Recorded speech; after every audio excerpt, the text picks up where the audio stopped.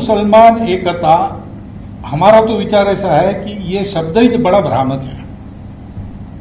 ये दो है ही नहीं, एकता की बात क्या है, इनको जोड़ना क्या, ये जुड़े हुए हैं। नमस्कार, मैं हूं प्रज्ञा मिश्रा और आप देख रहे हैं प्रज्ञा का पन्ना। हिंदुस्तान में 5 राज्यों में विधानसभा चुनाव से पहले भागवत जी ने बताया है कि हिंदू मुसलमान आपस में जुड़े हुए हैं, लेकिन कुछ समय पहले तक भागवत जी के शिष्यों को ये ज्ञान प्राप्त नहीं था।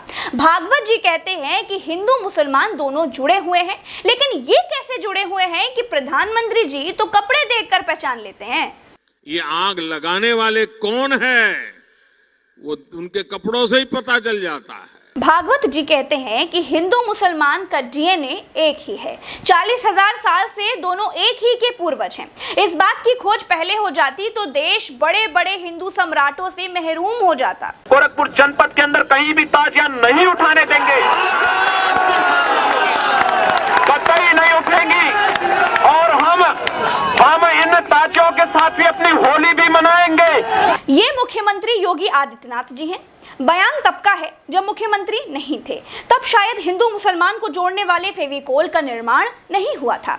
हिंदू हृदय सम्राट इस सदी को हिंदुओं की सदी बता रहे हैं। यह हिंदुत्व की सदी है, और हिंदुत्व की सदी केवल भारत की नहीं दुनिया की सदी होगी। हिंदुत्व पर जो प्रहार करेगा उसको महाप्रलय को स्वयं आमंत्रित कर लेगा, उस महाप्रलय की चपेट में स्वयं भी आएगा। मैं ये बिल्कुल नहीं कहूंगी कि भागवत जी के शिष्य लोग सही कह रहे हैं या फिर गलत कह रहे हैं, बस दिखा रही हूँ कि क्या भागवत जी का हिंदू मुसलमान वाला फेविकोल इतनी आसानी से हिंदू मुसलमान को जोड़ पाएगा तो कितना मजबूत जोड़ पाएगा। क्या 2022 का चुनाव झेल पाएगा। ये गिरिराज जी हैं, ये भी आरएसएस के शिष्य हैं। इन्होंने ये उसी पाठशाला में सीखा होगा जिस पाठशाला के भागवत जी हेडमास्टर हैं, लेकिन क्या तब उस पाठशाला में ये सिखाया जाता था। ये बहुत बड़ी हमारे पूर्वजों से भूल हुई, जिसका खामियाजा हम यहाँ भुगत रहे हैं। मुसलमान भाइयों को वहां भेज दिया गया होता, आज ये नौबत ही नहीं आती। या हो सकता है कि हिंदू मुसलमान के इस जुड़ाव का आविष्कार अभी हाल ही में हुआ हो। हम सबको मोहन भागवत जी के हिंदू मुसलमान को जोड़ने वाले इस बयान का स्वागत करना चाहिए। पहले की बातें नहीं खोदनी चाहिए, क्योंकि बहुत मुमकिन है कि पहले हिंदू मुसलमान को जोड़ने वाले ज्ञान की खोज आरएसएस ना कर पाया हो।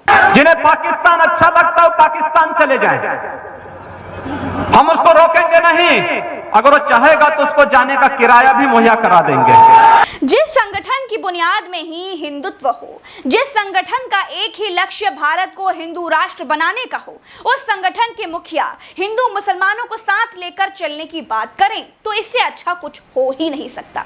दोनों का डीएनए एक बताएं तो इससे अच्छा क्या होगा। धर्म संप्रदाय की लड़ाई से ऊपर तरक्की और टेक्नोलॉजी के लिए लड़ना चाहिए। दोस्तों, हिंदुस्तान एक धर्मनिरपेक्ष देश है।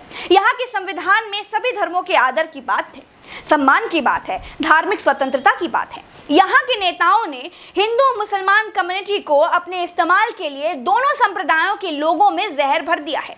हिंदुओं के खिलाफ मुसलमानों को भड़काने का ठेका हैदराबादी पार्टी ने ले रखा है, और मुसलमान से हिंदुओं को बचाने का ठेका दुनिया की सबसे बड़ी पार्टी के नेताओं ने ले रखा है।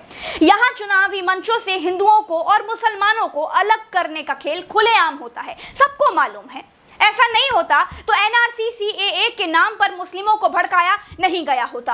अगर ऐसा नहीं होता तो भारत में लव जिहाद नाम के शब्द का आविष्कार नहीं होता। अगर ऐसा नहीं होता तो जमातियों को कोरोना बम नहीं कहा गया होता। अगर ऐसा नहीं होता तो गुजरात दंगा नहीं होता। अगर ऐसा नहीं होता तो मुजफ्फरनगर दंगा नहीं होता। अगर ऐसा नहीं होता तो दादरी में अखलाक कांड नहीं होता। ऐसा नहीं है, यह सिर्फ हिंदुओं की तरफ से होता है। दोनों तरफ जहर घोलने वाले बराबर ही हैं। मोहन भागवत जी हिंदू और मुसलमान को एक ही समझने लगे हैं, ये बड़े खुशी की बात है। संघ चुनावी राजनीति नहीं करता, लेकिन ये चमत्कार है कि बीजेपी में मुख्यमंत्री संघ का ही बनता है, मर्जी संघ की ही चलती है। दोस्तों, आज के लिए इतना ही। चलते हैं दोस्तों, मुझे ट्विटर पर @प्रज्ञा नाम से खोजिए, फॉलो कीजिए, साथ आएंगे, अच्छी और सच्ची बातों को समर्थन मिलेगा। चलते हैं, राम राम तो सलाम, जय हिंद।